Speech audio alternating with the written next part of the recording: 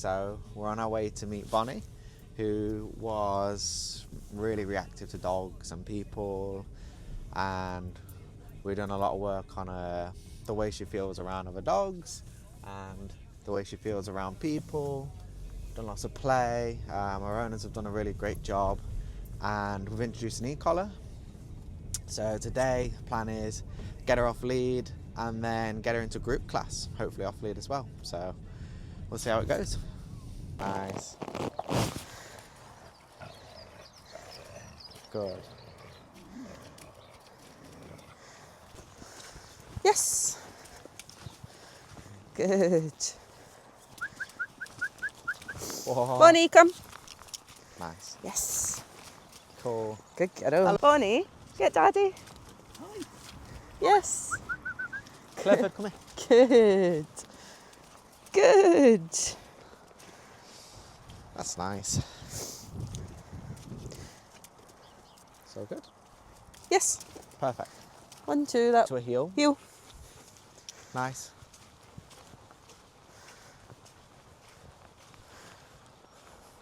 Good kiddo boy.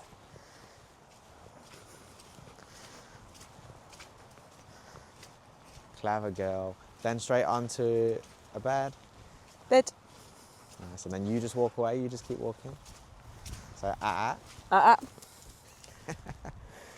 Good. Nice. Good. So like starting to chain behaviours a little bit to Yeah. clear them up. Heel. Nice.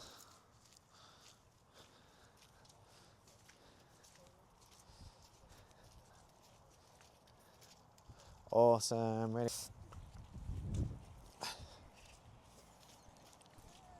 Nice. And then I would park your dog a little bit further away than you have been doing. Wait. Nice. Good.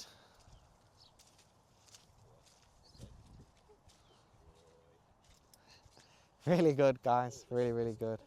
He normally gets to sit here on his own.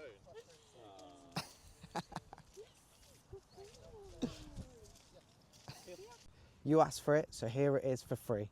Your dog isn't listening to you. They're trying to pull you down the street. Maybe they're trying to pull you over to every dog you see, or maybe they just don't come back when they're called. Here's the secret. Doing the same thing over and over again isn't getting you anywhere. The thing you actually need to start with for your dog is motivation, and I'm going to show you how to get it for free, no rubbish.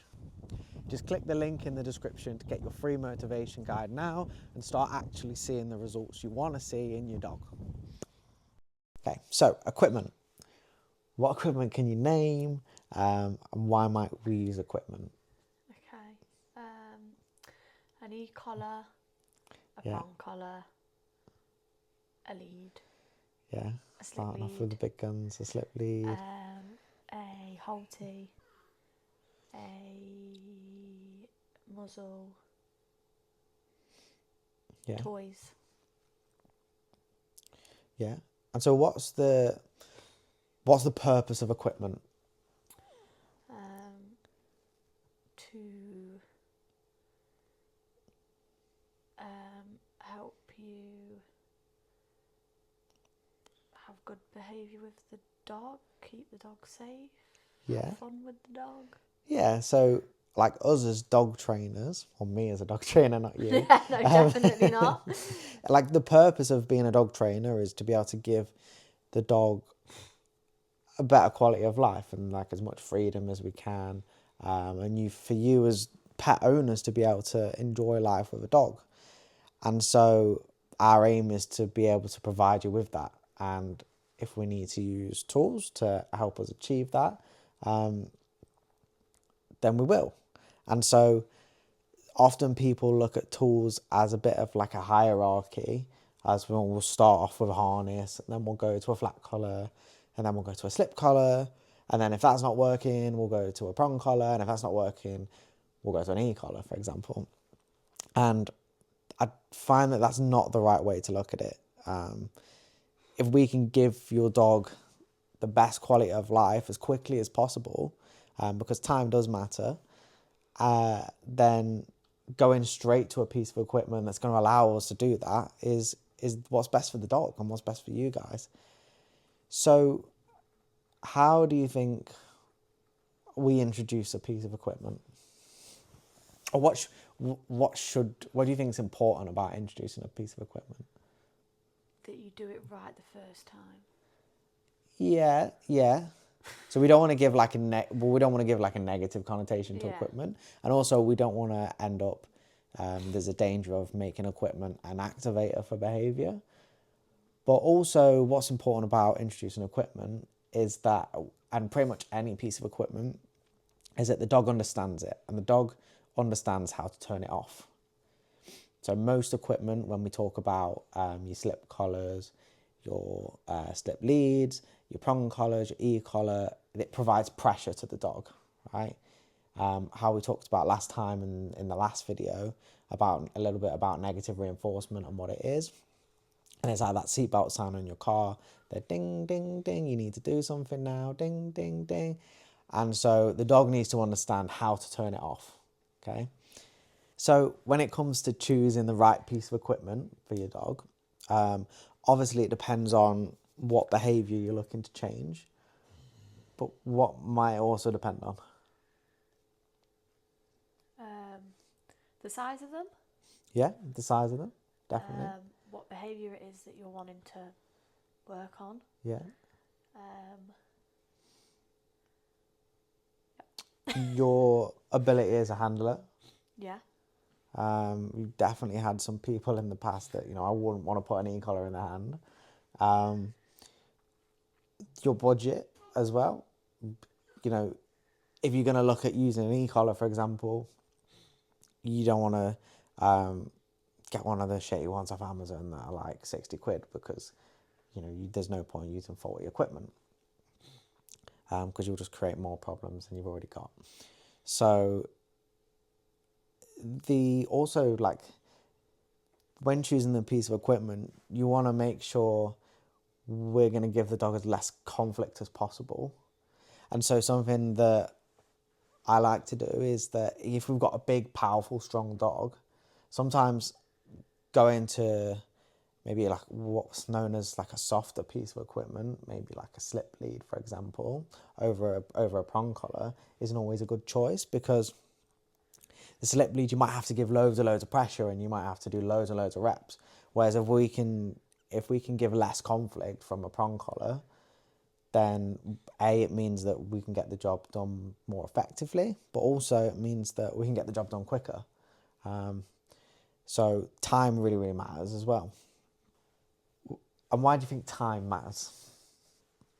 Because the longer they're getting away with certain behaviours, or the longer they're showing that behaviour, the harder it is to fix. Yeah. Maybe? Yeah. So the dog will have like a longer history of reinforcement for that behaviour. So if you think about like putting a pound in the piggy bank every time they do that, the more times they do that, the piggy bank is going to be much more full and it's going to be harder for us to undo. So definitely that. Also, you get 10 to 15 summers with your dog if you're lucky.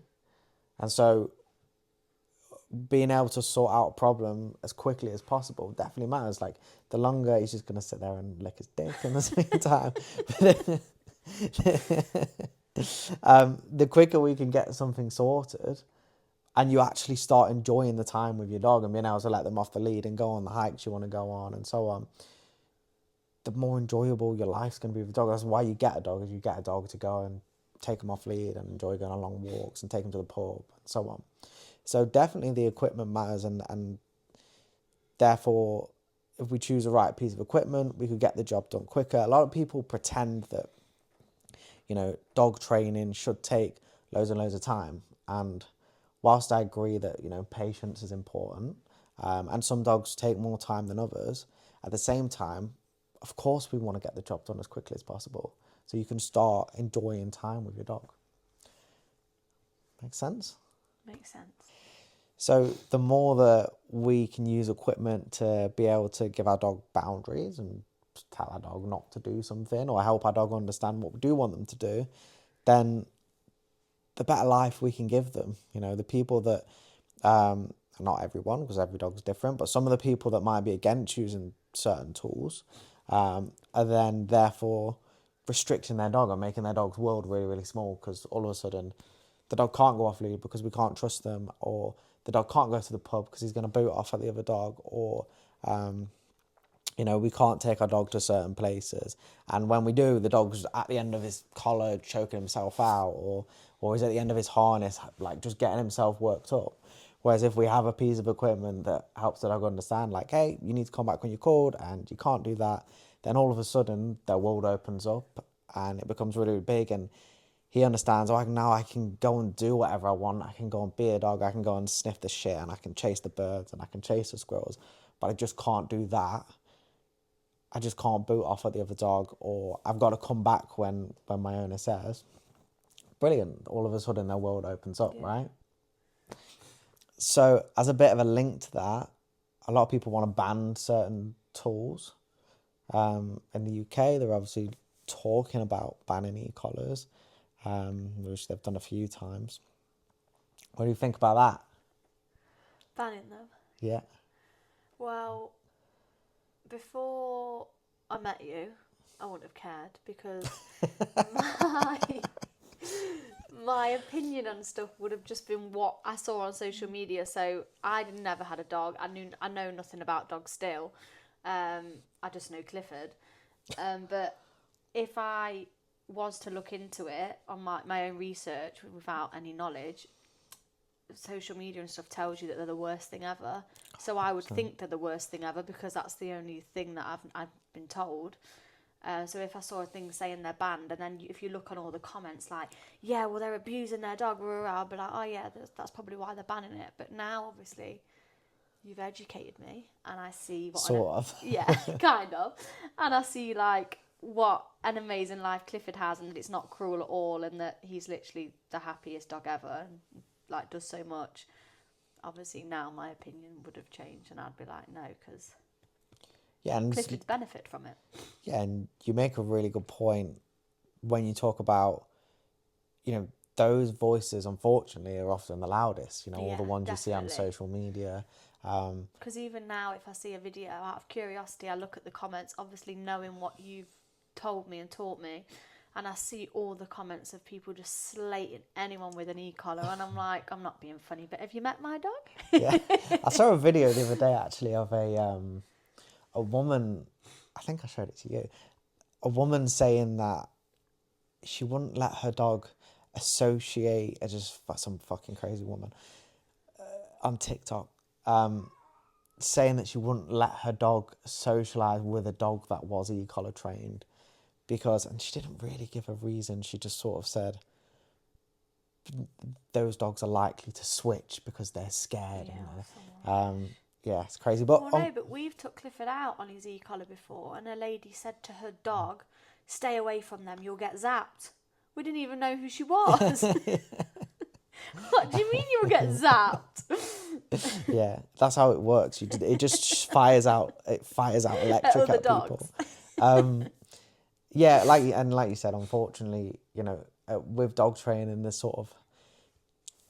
there's two sides of extreme, and there's a very compulsion based side, which is extreme, and there's the force free tribe, which is also like really, really extreme a lot of the times. And unfortunately, these are the voices that get heard the most. Yeah. Just like with any news you see, it's always the extreme side of every case that gets heard the most, and there is just a nice place in the middle.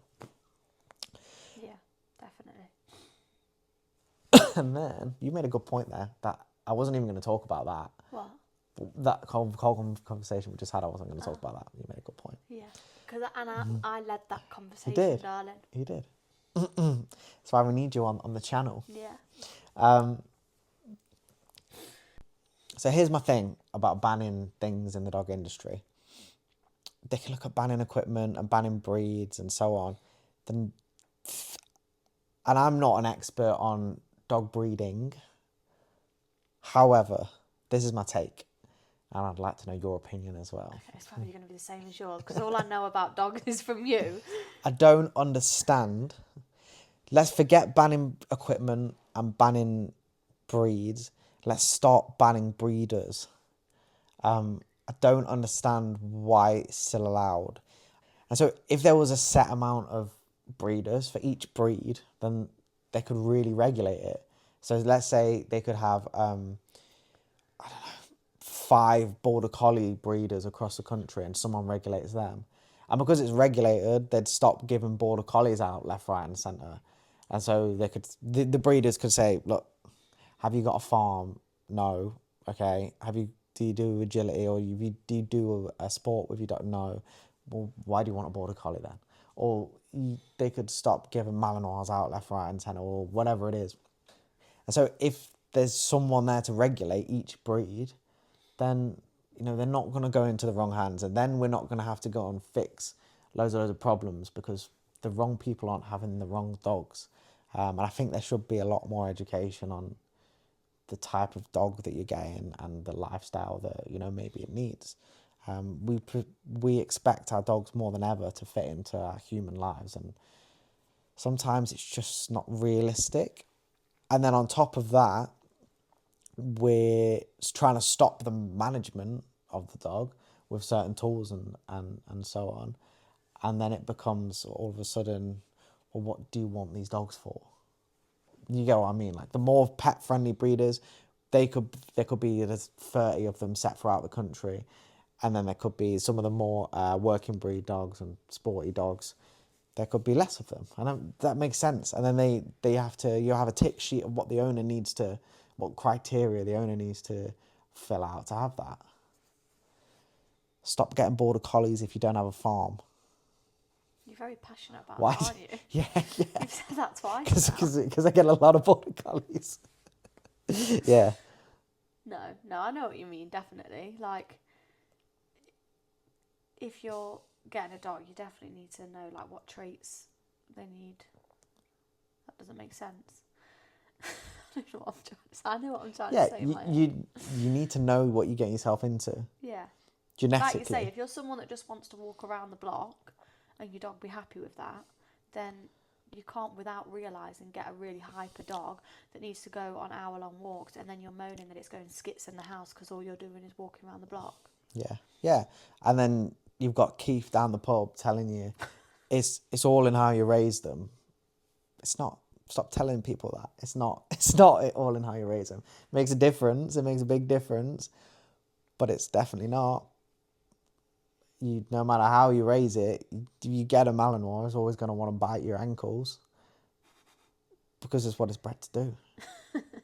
Or if you get, no matter how you raise it, if you get a border collie, it's always going to want to herd stuff if it's got that genetic trait in it. If you get a Staffy, it's always going to want to scrap if it's got that genetic trait in it. If you get a Labrador, it's always going to want to retrieve things. They're always going to pick stuff up. Or if you get a hunting breed, like we walk through the door and first thing Clifford does is go and find something to hold in his mouth. Right? Mm-hmm. You can't always change genetic traits. You can manage it, but you can't get rid of it. Yeah.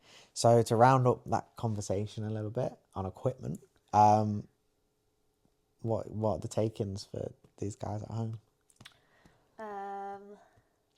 The equipment can be positive, like it is good for the dog and it gives them a good life, and it's not always negative, even if that's what you see online and that's what people are trying to tell you. It's not all doom and gloom. No, exactly. It gives the dog a good life, so of course that's beneficial. Yeah, and don't get swayed by the nice piece of equipment versus the nasty piece of equipment. You know, they've all got. Find somebody that knows what they're doing with the piece of equipment, and who can advise you and help you use it in the right way to give the dog the most freedom possible and enjoy life, right? Mm-hmm. And also the take-ins for everybody at home is that I've got a cool new hoodie. Yes. Canine Communication. And Clifford. Clifford. Cool. I think that's it. He's off. That's He it. knew.